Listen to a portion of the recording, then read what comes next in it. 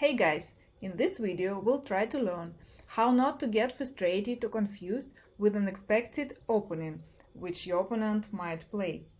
If you, a beginner, you probably play e4 and you're expecting this honest e5 from your opponent as a response, right?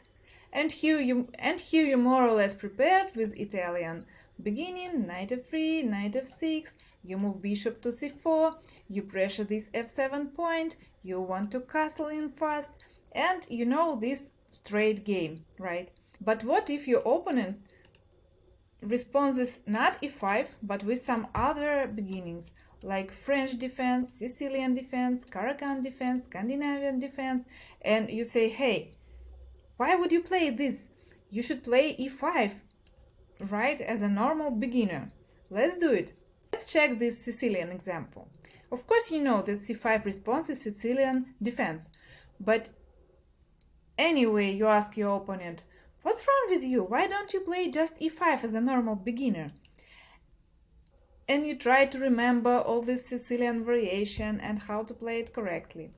But let me suggest you instead moving the game your own way, right?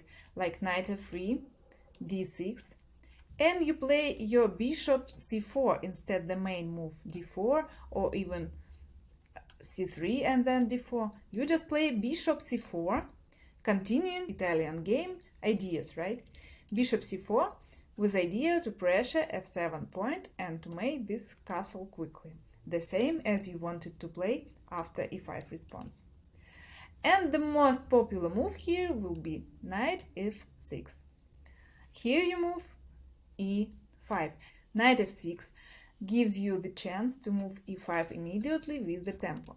And after take, you continue pressuring on f7 point, as if you play Italian game like fide liver attack or something. And the only move here to defend this f7 point is e6, right? And here you should remember this queen e2 move. Its silent move makes the great pressure to the black king. Black can see that knight c6 is not the option, because after knight c6 we take. These pawns are not really pleasant right from the beginning, and black doesn't want it right from the beginning of the game, and they want to trade this knight from d7 instead. Knight d7. And here you should know this knight sacrificing idea. Knight f7, this sacrificing the knight immediately. King f7, queen e6, and appears there is no way to retreat back for king. King g6, and here we attacked with the h pawn, h4. We're threatening with the h5, right? For example, if black tries to trade the queen e7, we move h5 immediately, and appears there is no move knight h5 because knight is pinned. The only option here is to move the king, and here you open the second bishop with just mate attacks like g5, and you take, and this is discovered check, and here is discovered check, and king g7, and here you just return your bishop to this diagonal, and after king g7 you make this checkmate from h6. So we can see that after knight d7 we can immediately sacrifice the knight, because knight blocks this bishop from defending e6 point. So probably your opponent can see this and moves bishop e7 instead to let this king castle immediately. Okay, then we castle. And here you should remember another silent move is the Rook E1. It's the key silent move. You build this battery on E file. Black still can see they cannot trade knights on c6 point because of these double pawns. And they think they can trade knight from d7 instead, because they're sure their king is saved, because it's castled already, right? But the surprise is you still can sacrifice the knight on f7. This hidden threatening still there. It still have the same power. I think they just take the knight, and after we take this pawn, we can see the rook is pinned. it needs to be defended, right? But black think they're okay to defend it with the queen. From the first sign, you could think that queen f7 is the only move you have, and then you have only one rook for two minor pieces, which is not good for white, right? But if you take a pause, you can find a brilliant move, winning move. Just take a pause and find it. Can you see it? Right, it's queen e7. And you can see the rook is pinned. Rook cannot take it. And after take, it appears that this rook is undefended at all. There is no piece for black to defend it. And you gonna just win the rook.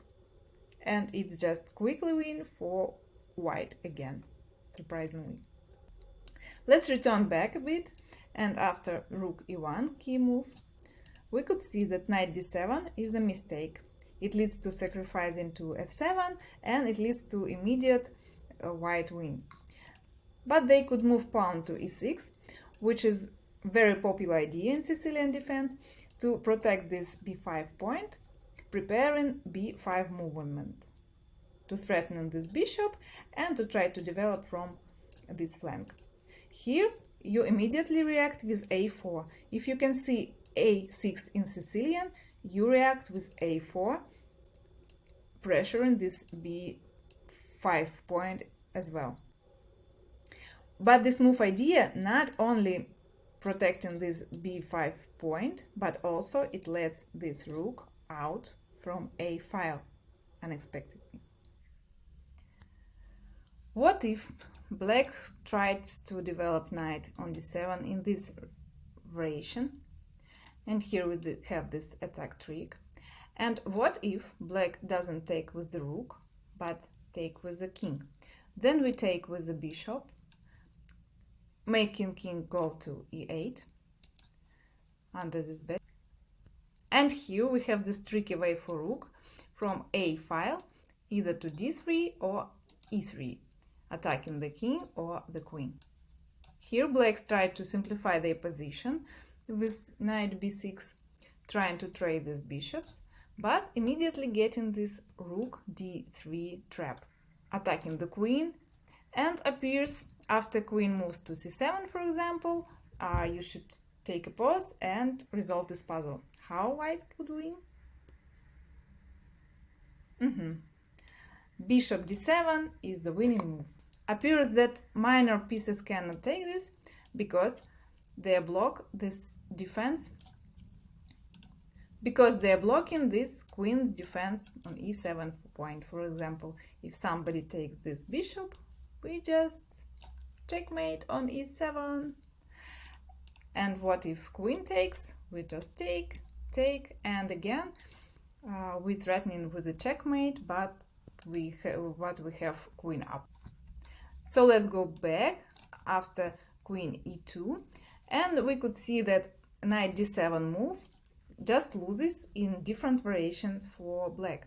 And the most active and accurate move here would be bishop d6, attacking this knight. If we didn't catch black in our trap with sacrificing knight to f7, so they didn't move knight d7, mistake,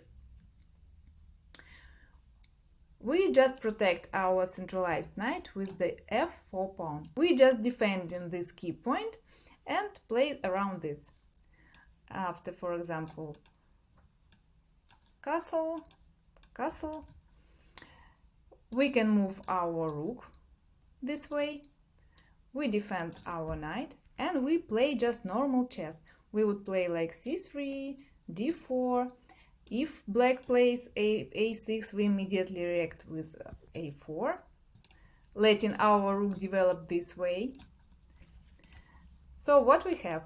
We have a good development with like c3, d4, open bishop, develop knight, and black have some troubles with development, as we can see, and we have centralized pieces and pawns. And remember, we're also going to attack the king, maybe move bishop on this diagonal, maybe move rook on this file.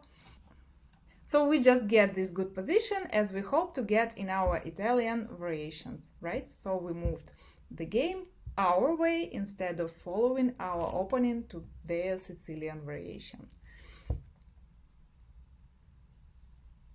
Hope you like this bishop c4 move. Try to play blitz and let me know. See ya!